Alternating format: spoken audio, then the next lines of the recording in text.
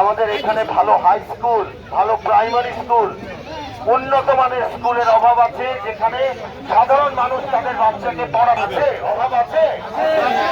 অতএব আমরা শিক্ষা এবং স্বাস্থ্য নিয়ে প্রথম কাজ শুরু করব।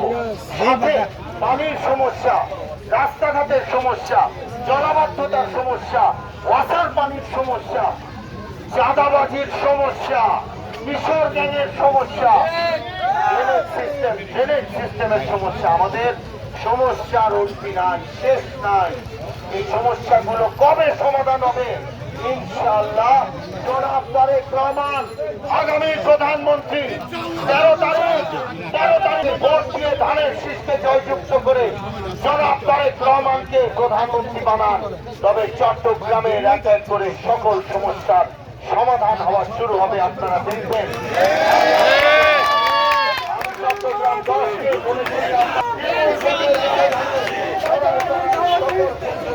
আপনারা ধানের শীষকে জয়যুক্ত করবেন। আমার প্রিয় এলাকাবাসী, সম্মানিত এলাকাবাসী, আমি আপনাদেরকে সালাম জানাতে এসেছি আপনাদের কাছে। আসসালামু আলাইকুম এলাকাবাসী, আসসালামু আলাইকুম।